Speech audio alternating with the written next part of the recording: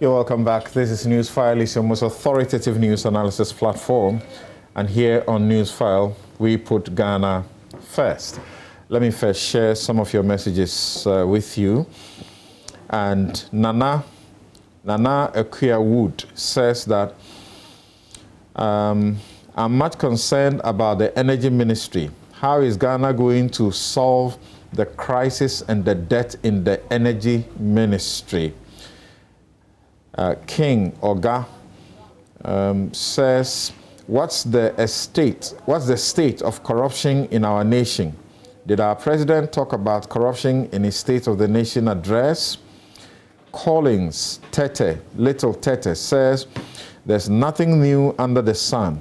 If the concerns raised in the Japa deal haven't been addressed and are still there, then it shouldn't be entertained. Kwejo Amponsa says NABCO was never a permanent employment. The idea was to give graduates 3 years of job experience with pay. However, institutions employing NABCO personnel, when there is vacancy, should have been made a policy and not an admonition from the president. By the way, the NABCO budget is for 9 months. Okay. Already you have 210 in the first 3 months. So all right. It's not been cut. All right. So the budget that John complained about is only for 9 months. As Kojo has now said. 9 months. No, this is a consolidated one. No, check it. The 2021 budget is a consolidated budget. The 210, 70 by 3, has been taken off. I mean, it's been taken care of in the first 3 months. I'm saying that this 2021 budget is a consolidated budget. So let's get to the budget now, gentlemen. Thank you so much. Thank you so much. As always, this show is brought to you by Bank of Africa, strong as a group and close as a partner.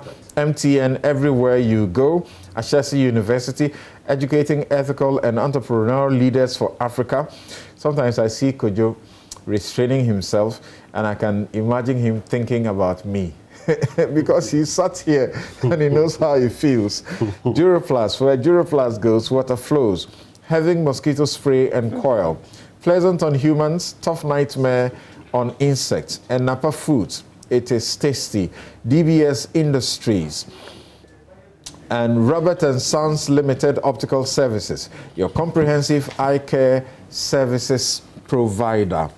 Now, having heard the budget from Osei Chi Mensa Bonsu, some attention has been paid to the COVID-19 health levy, 1% on VAT, that's flat rate scheme, and 1% on national health insurance levy. You would also have paid attention to that other issue that has been raised, 10 pesos charge on every liter of fuel purchased for new sanitation levy.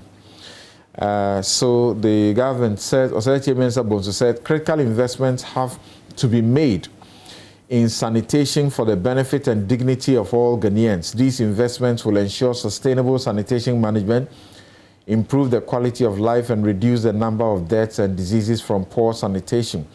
To provide the requisite resources to address these challenges and fund these activities, government is proposing a sanitation and pollution levy of 10 pesos on the price per liter of petrol and diesel under the Energy Sector Levies Act, ESLA. Interesting.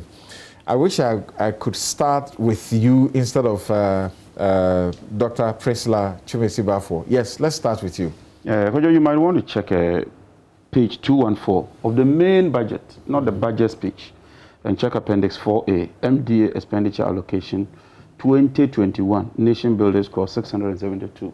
That's the year. Because what this budget then comes is to replace the first 3 months. The information I'm getting is that the first 3 months, about 70 million a month, 210 is being catered for, and that what is meant by that 650 but this is what we are is the 9 months to the end of the year. This is what we are. Yes, so I'm asking you about the budget. Yes, and you guys have already started calling this an interesting name, Bola tax. Bola tax. Yeah. I'm not surprised at what we are witnessing. I knew that we'll get here. I knew that government was only buying time because of the election period. Everybody who looked at the macro indicators and the figures could tell that we're heading for trouble.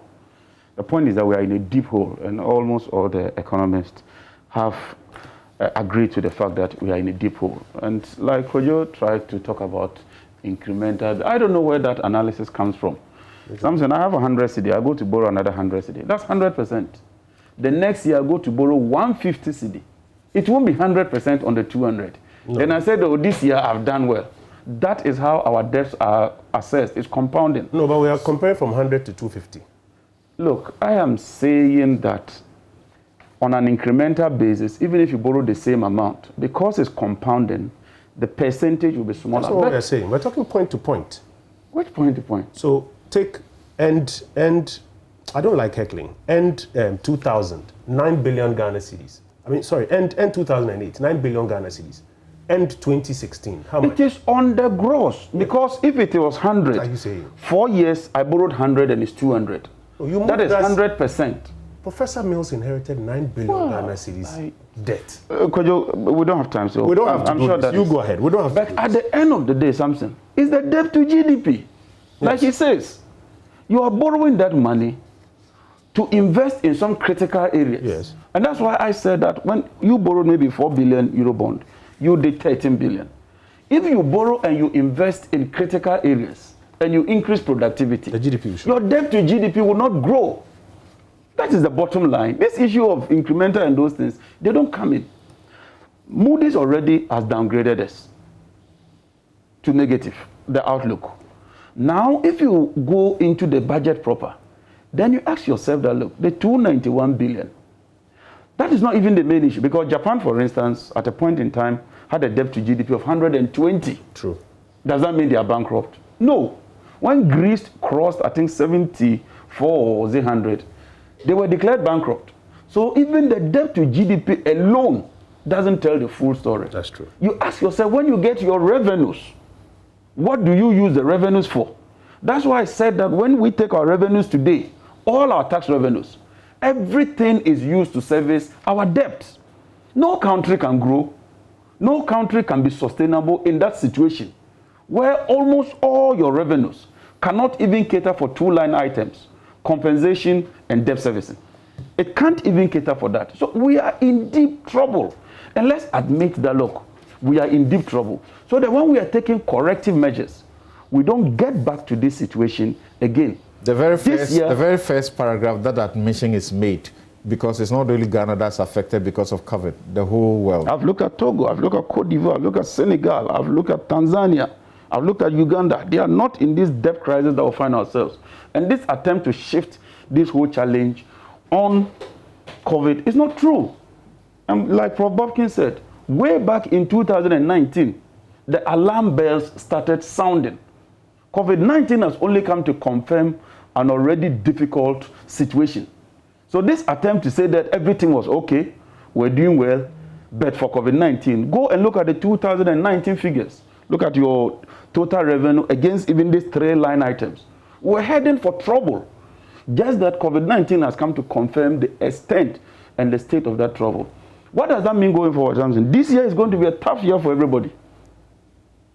That's a fact. So you got some free electricity for some months in 2020. In 2021, we're going to have a very, very difficult situation because already in these first 2 or 3 months, fuel prices have been increased 6 times. Cumulatively, if you check the percentage, it's about 11%. Now, with these new taxes they are imposing, it's shifting the fuel price to about 17%. That is worrying. I personally support the sin tax. That is those excise duties on tobacco, alcohol, and the rest. But to put a 1% tax on VAT, another 1% tax on NHIS, and then go to the financial sector and tax them 5% before tax, that is worrying. Already, if you read the budget, credit to the private sector has really dwindled. Even though credit generally has gone up, it's basically gone to the government. Okay. And so you are crowding out the private sector. As I intimated you before you started, we do not have... Okay, just winding up. My position from the minority side, we are yet to meet to consider this, is that I think we should support the tax on liquor, on tobacco, and the rest. But the other taxes, I think that it will bring so much burden on the Ghanaian, and I think that we should take a second look at it. Thank you. It's not sustainable. Yes. Dr. Chumesi Bafo, what do you have to say about the budget as presented and already concerns being raised about the tax elements? Thanks once again, Samson. Yes, indeed. The budget, to my surprise, some of the tax elements, I believe that government could have gone about revenue mobilization in a different way. Why is that? We've been hit by a pandemic, which is a significant negative shock. This shock has led to a downward revision of growth estimates globally. So our performance last year was not surprising. But indeed, conventional wisdom tells us that when you want to dig yourself out of a negative shock situation, what you do is to try to stimulate growth. And how do you stimulate that growth? You stimulate the growth by investing in productive sectors of the economy. So indeed, taxation is not necessarily the way to go in terms of when you, the theme of the budget that is trying to tell us that we are recovering from where COVID pandemic took us. So on one hand, you see that within the budget, government has outlaid a number of expenditure and investment plans, which it is trying to use to expand the economy. And then when you come to some of the incentive packages, a number of issues have been raised as to how realistic they are. For example, so incentives to hotels, restaurants, and the hospitality industry, they are basically indicating that they are not earning any income. So what are you giving them a tax holiday or tax rebate on? So on one side, government is expanding the economy. Then when you come to the taxation bit, what in effect is trying to do is contracting the economy, in effect, because taxation is a leakage. And at this point in time, that was not what we expected. But in terms of revenue mobilization, it is key because government does not generate any income from anywhere. It has to come from the country or somewhere else. Our debt levels has increasingly become unsustainable, so we need to be careful going forward how we borrow. So definitely, taxes needed to come in. But for me, I thought that government would rather go on a massive revenue mobilization campaign. That is, for example, the president in the State of the Nation address spoke about conversion of national ID numbers to 10 numbers, which significantly increases the number of people who will be registered with GRA to pay taxes. There could have been the mobilization policy where people would go around to pursue and look out for these. Property taxes are an issue we spoke about. So in these hard times, people could chip in. The people who have more resources could be asked to chip in. But indeed, the route that is being used, we know that petroleum taxes are one of the easiest taxes to collect, really. And so per estimations, once you put it on it, you can easily get the revenue. And that is how I see it. I believe that government could have gone about this stimulus or recovery package, not really through the use of taxation, because imposition of taxes on fuel leads to increase in cost of transportation, will result in cost of food, increase in cost of food, we'll have some initial inflationary tendencies, although we are yet to see how the data will play out. But I think that government could have used a different routes in terms of mobilizing. So, for example, taxes on luxury cars, for instance, I thought that this was a time that if probably it was introduced, it wouldn't have been a bad idea, because if people have more resources, they should be in a position to pay more to support what the country help the very poor, lift them up. So indeed, consistently, we've been spending beyond our means, and that explains the situation we found ourselves in. And indeed, government, between borrowing more and imposing taxes, I think that is more of like between the devil and the deep blue sea. And okay. Yeah. All right. Thank you. So, Kojo, what would you say? Are we paying unnecessary attention to the tax elements in this budget?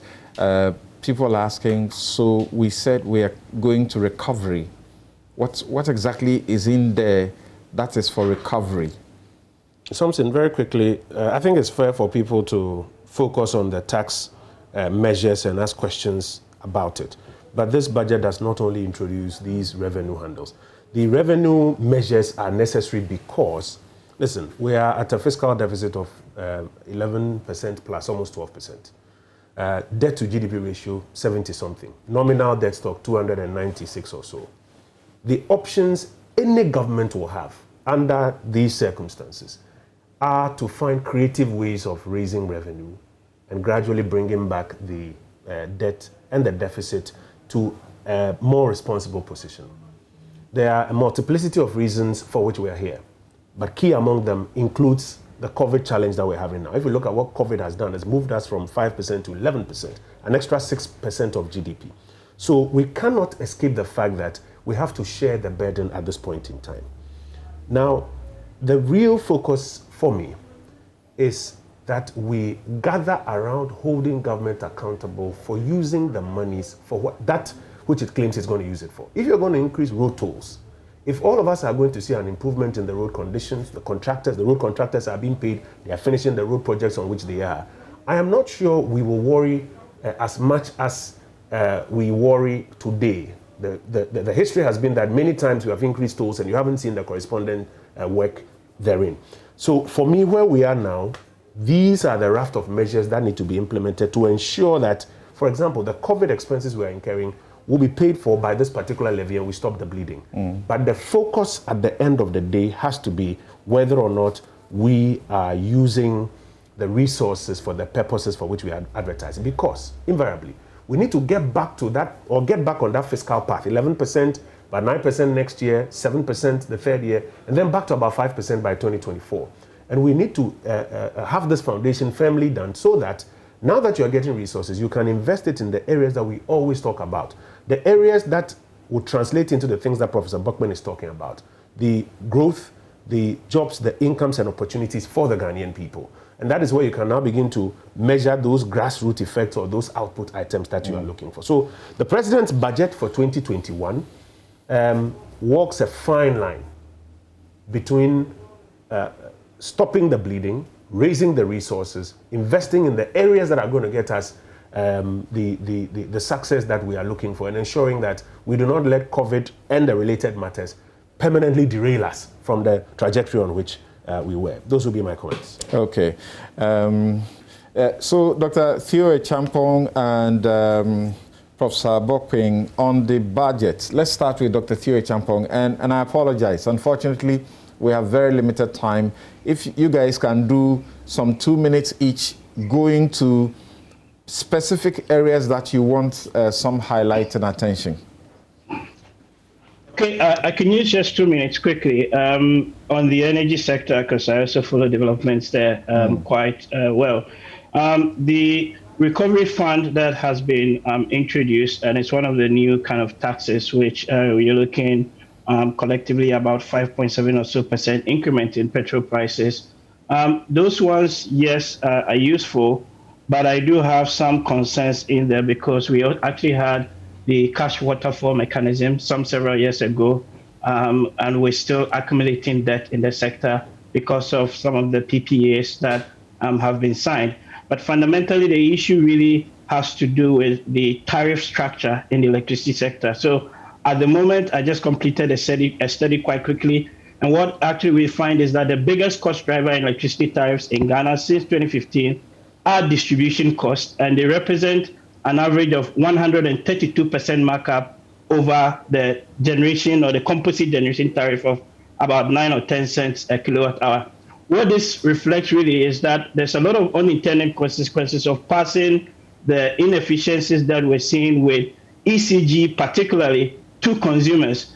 And that also then shows you that there's this persistent inability to bring down distribution losses of around 25% of all power that is being purchased. So in effect, what is happening is that this is being recovered through the tariffs. And what you also see is that industry is paying twice more for power than consumers are paying, which actually doesn't really make much sense to me, because we need to turn the tariff structure upside down, have more industry consumption, and that will mop up some of the excess capacity. And ultimately, that then means that if you also resolve the ECG issues, the potential privatization, we're going to be on a better footpath going forward in positioning the energy sector to sustain growth, but importantly, with AFCTA, allow the government to push this whole agenda of positioning Ghana as the center of competitive. Because our tariffs, if you look at it with at the sub-regional level, we're paying far more. Industry is paying far more than in Cote d'Ivoire, Nigeria, etc.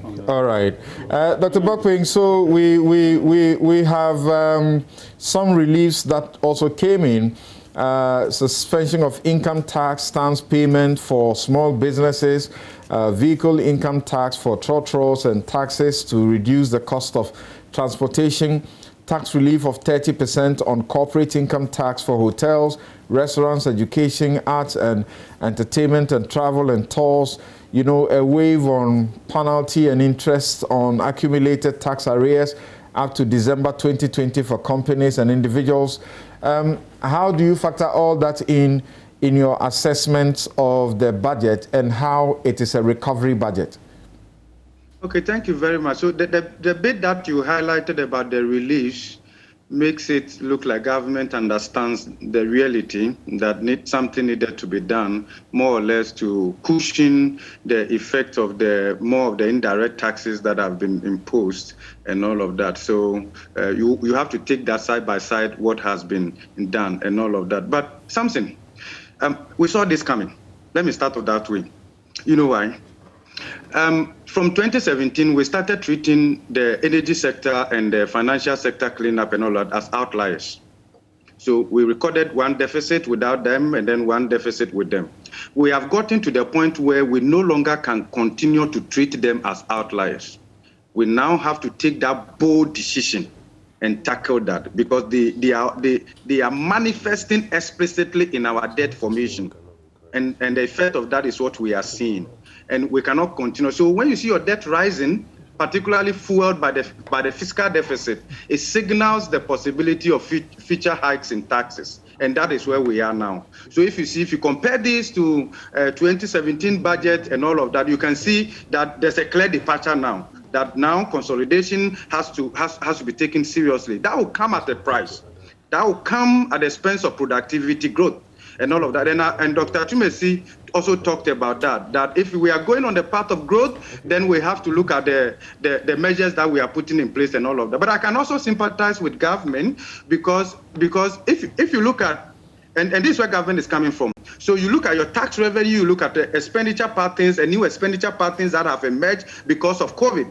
And you have to take a bold decision. Now, the other tax handles that perhaps my colleague economists talked about, we have been ineffective at collecting more taxes through those tax handles, which will be more progressive. Okay. And that is why we have adopted this approach, of putting it on fuel, because that one, the law practically... I'm sorry, but we just ran out of time.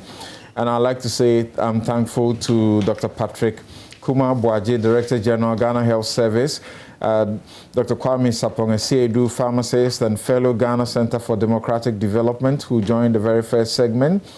and Professor Godfred Bokping, who is Professor of Finance, University of Ghana, and Dean also of Students, and Dr. Priscilla Chumesiba, for Senior Lecturer, Department of Economics, University of Ghana. Of course, right here in the studio, John Abdullahi Jinapo, MP, Yape Kusogu, and Kojo Opon Kruma, MP of Fwasia Yorebi, and Minister for Information. We also had Dr. Theo Echampong, economist and political risk analyst. Unfortunately, I'm unable to share the messages that you all are bringing in, particularly those who want us to talk more about EJAPA. I'm sure when the President takes it to Parliament, we will have the opportunity to look at it a lot more.